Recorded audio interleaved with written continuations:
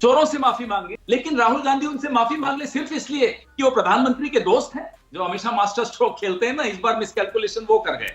सारे हमले राहुल गांधी पर हो रहे हो, सदस्यता राहुल गांधी की जा रही हो, फिर आप क्या चाहते हैं वहां भी मोदी जी का ही चेहरा रहे। मुझे ग्लानि हुई, और वाकई मुझे बहुत ज्यादा आत्मग्लानि हुई कि मैं एक राज्यसभा सीट के लिए, लेकिन वो भूल जाते हैं कि जिसको वो जेबरा बनाए घूम रहे हैं ना, उसका भी रंग उतर रहा है। और ये इकलौता ऐसा प्रधानमंत्री है जो अपने ही देश के पूर्वजों को विदेशों में जा जाकर गाली देता है कि मोदी जी के खिलाफ एक बहुत बड़ा षड्यंत्र भारतीय जनता पार्टी में रचा जा रहा है। बिल्कुल होंगे, हम तो केस भी करेंगे। हम इनकी भाषा में, जो याचिकाकर्ता खुद जिस पर स्टे ले आया हो, वो उस पर से स्टे हटवाता है, और वो केस में ऐसी गति आ जाती है कि 7 हियरिंग्स हो जाती हैं 30 दिन के अंदर अंदर, और 23 मार्च को उस पर सजा भी मिल जाती है राहुल गांधी।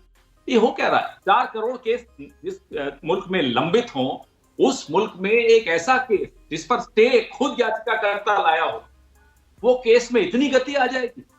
तो आप भी जानते हैं क्या हो रहा है, हम भी जानते हैं क्या हो रहा है। पर वो बयान तो सबके सामने है ना पवन जी। राहुल गांधी का जो बयान है उसका वीडियो है बाकायदा, जो उन्होंने 19 के चुनाव से पहले दिया था। तो उसमें आप कुछ गलत नहीं मानते जो उन्होंने कहा? नहीं, आपको क्या लगता है कि नीरव मोदी से माफी मांग ले राहुल गांधी, या ललित मोदी से माफी मांग ले, या विजय माल्या से माफी मांग ले? किससे माफी मंगवाएंगे अब आप? अपने देश के संसद के एक महत्वपूर्ण सदस्य, इस देश की सबसे पुरानी पार्टी के पूर्व अध्यक्ष चोरों से माफी मांगे, नीरव मोदी से माफी मांगे। आपके दोस्त हैं नरेंद्र मोदी के, मैं मानता हूं वो दोस्त होंगे आपके, हमारे मेहुल भाई और ये सब, लेकिन राहुल गांधी उनसे माफी मांग ले सिर्फ इसलिए कि वो प्रधानमंत्री के दोस्त हैं? ये कैसे होगा? ये तो संभव नहीं है। नहीं, किसी ने नीरव मोदी और मेहुल चोकसी से माफी मांगने के भाषण में तो नीरव मोदी, ललित मोदी, मेहुल चोकसी, विजय माल्या यही नाम थे। नहीं, फिर उसके आगे ये भी तो कहा था राहुल गांधी ने, उसके आगे ये भी तो कहा था सारे चोर मोदी क्यों निकलते हैं, और देखोगे और निकलेंगे। तो उसका संदर्भ सबके सामने है। संदर्भ में देखा जाता है ना। जो मानहानि का कानून है उसके 2 महत्वपूर्ण पहलू हैं मानक जी, मुझसे ज्यादा आप समझते हैं, लेकिन मैं फिर भी बोलना चाहता हूं। 2 पहलू हैं। याचिकाकर्ता कौन हो सकता है? जिसकी निजी मानहानि हुई है, बाय नेम, जिसका नाम लिया गया है। ये जो व्यक्ति हैं भारतीय जनता पार्टी के नेता, इनका तो नाम नहीं लिया था। तो क्या ये मेहुल भाई, नीरव भाई, ललित भाई की तरफ से आए हैं? भाजपा ने इनको भेजा है कि उनको बचा लें? बताइए। दूसरा, संदर्भ देखा जाता है। किस संदर्भ में क्या कहा है? संदर्भ था, ऐसे लोगों के बारे में व्याख्या हो रही थी जो नरेंद्र मोदी जी के मित्र हैं, या उनकी देखरेख के बावजूद देश से बैंकों का पैसा लेकर देश से चले गए। मेरा और आपका ही पैसा है, वो कहीं बाहर का पैसा नहीं है, हमारा पैसा लेकर चले गए। उस संदर्भ में अगर राहुल गांधी कुछ कहते हैं, नरेंद्र मोदी जी चाहते हैं राहुल गांधी उन दोस्तों से माफी मांगे। कमाल है। अच्छा, कन्विक्शन के बाद, हाँ, कन्विक्शन के बाद आपको लगता है कहीं मिसकैलकुलेशन हो गया, देरी हो गई एक हायर कोर्ट में अपील करके उस पर स्टे लाने के लिए? भाई, हमारी कानूनी स्ट्रैटेजी क्या होगी ये तो हम तय करेंगे। ये तो भारतीय जनता पार्टी तय नहीं कर सकती। हमें कब क्या कदम उठाना है वो हम उठाएंगे। परेशान तो ये हो रहे हैं कि साहब अब ये क्या हो गया। मिसकैलकुलेशन तो वहां से हुई है, जो हमेशा मास्टर स्ट्रोक खेलते हैं ना, इस बार मिसकैलकुलेशन वो कर गए। राहुल गांधी इनके लिए कितना बड़ा खतरा थे, इनके दोस्तों के लिए, वो तो आप भी जानते हैं। संसद से बाहर, संसद से आजाद होकर सड़क पर राहुल गांधी कितना बड़ा खतरा बनने वाले हैं इनके लिए, ये समझ गए हैं, इसलिए घबराए हुए हैं। अब हमें सलाह दे रहे हैं, इस कोर्ट में चले जाओ, उस कोर्ट में चले जाओ। अरे साहब, आपके हमारे लीगल एडवाइजर है मोदी जी। ये नया काम लिया है प्रधानमंत्री जी ने कि हमें कानूनी सलाह वो देंगे कि इस कोर्ट में जाओ, उस कोर्ट में जाओ। हमें मालूम है किस कोर्ट में कब जाना है, हम चले जाएंगे। हम अभी फिलहाल जनता के कोर्ट में हैं, फिलहाल मानक गुप्ता जी के माध्यम से जनता की अदालत में हैं। पर पवन जी, आपको लगता है कि ये सारे के सारे मुद्दे ने पिछले 3-4 दिन से देखिए सब जगह राहुल गांधी और कांग्रेस पार्टी का विरोध प्रदर्शन और ये मुद्दे छाए हुए हैं, क्या विपक्ष का एक प्रमुख चेहरा राहुल गांधी बन गए हैं क्या इस मुद्दे के आने के बाद? एक ऐसी पार्टी, भारतीय जनता पार्टी के बाद संसद में जिसके सबसे ज्यादा सदस्य हों, जाहिर सी बात है सबसे पुरानी पार्टी, 54 साल 7 महीने जिसने सत्ता में रही हो जो पार्टी, वो तो प्रमुख पार्टी है ही ना। और राहुल गांधी उसके पूर्व अध्यक्ष हैं, राहुल गांधी इतने बार के सांसद हैं, तो क्या वो प्रमुख चेहरा नहीं है? सारे हमले राहुल गांधी पर हो रहे हो, सदस्यता राहुल गांधी की जा रही हो, फिर आप क्या चाहते हैं वहां भी मोदी जी का ही चेहरा रहे? can't sleep at night, so I just keep writing. नहीं, वो तो ममता नहीं बनर्जी संभव। तो कहती है बीजेपी की टीआरपी है राहुल गांधी। जो वो कहती हैं वो हम उनसे बात कर लेंगे। मैं अभी आपके सवाल का जवाब दे रहा हूं। सारे हमले मतलब अगर राहुल गांधी, हाँ, मतलब ये मान लें कि 24 की एंटी-नेशनल लड़ाई, राहुल गांधी को हाँ कहा जाए, पवन जी 24 की लड़ाई 55 मोदी वर्सेस घंटे राहुल होगी, राहुल- ये मान लिया जाए। 55 घंटे राहुल गांधी को ईडी के सामने आप बैठा दो, एंटी नेशनल आप राहुल गांधी को कहो, माफी आप राहुल गांधी को मांगने को कहो उन टिप्पणियों के लिए जो उन्होंने की नहीं, आप संसद में उनको बोलने नहीं दो, संसद में उनको घुसने नहीं दो, फिर कहो कि नहीं वहां भी चेहरा किसी और का हो, नरेंद्र मोदी जी का हो, तो वो संभव नहीं हो। क्या 24 की लड़ाई मोदी वर्सेस राहुल होने वाली है पवन खेड़ा जी? 24 की लड़ाई मोदी जी अकेले नहीं है, यहां आप गलत कह रहे हैं।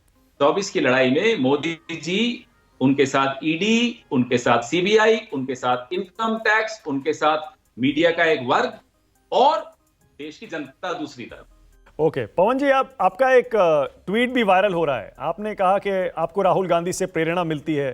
वो जो तपस्या वाली आपने बात कही थी, आप पिघल गए लगता है। राहुल गांधी का ये जो हाल में मसला आया, इसके बाद क्या आपके विचार बदले हैं क्या? जो पहले जाहिर है आप नाराज थे, तब आपने जो तपस्या वाला ट्वीट किया था। मैं हतप्रभ था, बिल्कुल दुखी भी था, इसमें कोई शक की बात नहीं।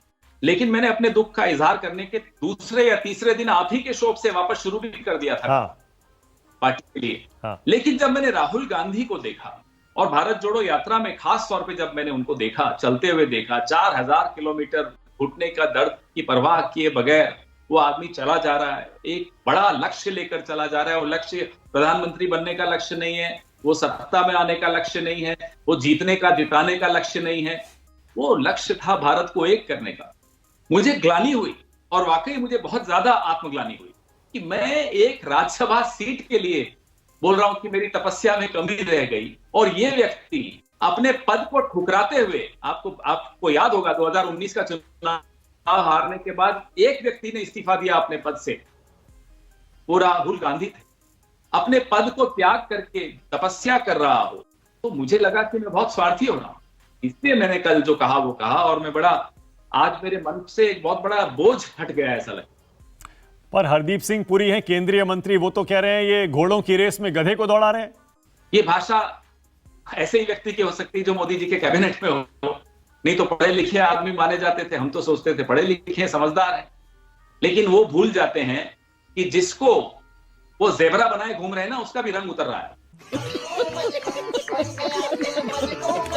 मैं नाम नहीं लूंगा, बताऊंगा नहीं वो किसको जेबरा बनाए घूम रहे हैं, लेकिन रंग किसका उतर रहा है, देश के सामने कौन एक्सपोज हो रहा है। हरदीप पुरी जी, अब मुझे यह भी लगने लगा है कि भारतीय जनता पार्टी के भीतर भी कुछ मोदी जी के खिलाफ षड्यंत्र रच रहे हैं लोग। हरदीप पुरी जी उनमें शामिल है। वो चाहते हैं कि हम मोदी जी को जवाब दें इस बात। वो हमें गाली क्यों दे रहे हैं? हरदीप पुरी तो मायने नहीं रखते हमारे लिए, क्या है, ठीक है, मंत्री हैं, इस कैबिनेट में मंत्री को कौन पूछता है। हरदीप पुरी चाहते हैं कि जवाब में हम मोदी जी पर हमला बोलें। ये षड्यंत्र देखिए बड़ा, आप, ये गूढ़ षड्यंत्र है, और ये षड्यंत्र भाजपा में पहली बार नहीं हो रहा है। अटल जी के वक्त भी हुआ था, आपको पूरा याद होगा, प्रमोद महाजन जी थे जब, ये यही इसी तरह के षड्यंत्र रचे जाते। ये हरदीप पुरी जी किसके हाथों का खिलौना बन के खेल रहे हैं मुझे नहीं मालूम, लेकिन ये समझ में आ रहा है कि मोदी जी के खिलाफ एक बहुत बड़ा षड्यंत्र भारतीय जनता पार्टी में रचा जा रहा है, और हरदीप पुरी जी या तो जानबूझकर उस षड्यंत्र का हिस्सा है या अनजाने में उस षड्यंत्र का हिस्सा। पर पवन जी देखिए, अब मेरे ख्याल से कांग्रेस के अंदर भी और कुछ ऐसे बयान भी आए हैं, ये भावना अब बहुत प्रबल होती जा रही है कि जब वो लोग इस तरह के बयान देते हैं, हम लोग तो कोई मानहानि का केस नहीं करते, हमारी तरफ से कोई बयान जाता है तो ये लोग फटाफट केस कर देते हैं। अब यही बयान ले लीजिए, घोड़ों और गधों वाला, या फिर आपका मसला देख लीजिए, आपका केस, आपने जो कहा उस पर भी केस हुआ। तो क्या अब कांग्रेस की तरफ से भी इस तरह के मानहानि के केस बीजेपी नेताओं पर किए जाएंगे? मैं एक बात बड़े भारी मन से आपको मानक जी बताऊंगा, जिस तरह से मीडिया स्वतंत्रता पूर्वक हम पर हमला बोलता था जब हम सत्ता में थे, क्या आज मीडिया उस स्वतंत्रता से, मोदी जी को तो छोड़ दीजिए, उनके किसी मंत्री पर हमला बोल सकता है? नहीं बोल सकता। आप हाँ बोले या ना, मैं जानता हूं, आपके दर्शक जानते हैं, नहीं बोल सकते। आज के बाद 2024 के बाद जो भी सरकार आएगी, हम पर दबाव हमारी पार्टी का होगा, हमारे वोटर का होगा कि साहब आप भी वही उसी भाषा में बात कीजिए जिस भाषा में मोदी जी और उनकी पार्टी आपके साथ करती। आज भी हमारे वर्कर्स का हम पर पूरा दबाव है कि साहब आप कैसे बर्दाश्त कर लेते हो इतनी गाली सुनकर। आज क्या हमें पीड़ा नहीं होती जब नेहरू जी के विषय में इस तरह की टिप्पणी की जाती है? अरे इस देश के पूर्वज हैं, इस देश के फाउंडिंग फादर हैं, इस देश के प्रथम प्रधानमंत्री हैं, शर्म आनी चाहिए मोदी जी को इस तरह की भाषा इस्तेमाल कर। आपने सुना अमेरिका में कोई जॉर्ज वॉशिंगटन के खिलाफ एक शब्द बोल दे? आपने सुना नेल्सन मंडेला के खिलाफ कोई अफ्रीका में एक शब्द बोल दे? ये देश के महान लोग माने जाते हैं। ये इकलौता ऐसा देश है और ये इकलौता ऐसा प्रधानमंत्री है जो अपने ही देश के पूर्वजों को विदेशों में जा जाकर गाली दे। पवन जी मैं वही तो कह रहा हूं ना, मैं वही कह रहा हूं। अगर बीजेपी की तरफ से केस किए जा रहे हैं तो आपकी तरफ से केस क्यों नहीं होते? फिर केस का, कोर्ट का फिर फैसला भी आ जाता है। बिल्कुल होंगे, हम तो केस भी करेंगे। हम इनकी भाषा में कई चीजें सीख भी रहे हैं। देखिए, दुश्मन से सीखना चाहिए। खैर हम इन्हें दुश्मन तो नहीं मानते, राइवल हैं, प्रतिद्वंदी हैं। प्रतिद्वंदी से भी सीखना चाहिए। अब हम कितना सीखेंगे इनसे और कितना उसको लागू करेंगे वो वक्त बताएगा, बहुत जल्दी बताएगा। खत्म। अब बताइए मैं क्या करूंगा? एक बहुत सिंपल सी टिप आपके साथ शेयर करती हूँ। अपने हाथ को इस तरीके से रखिए। If you look at this from your side, आपका लेफ्ट हैंड आपको बी के जैसे दिखेगा और राइट हैंड आपको डी के जैसे दिखेगा। B and D. B for थोड़ी मदद रखिए। वे मैथों तेरा मन पर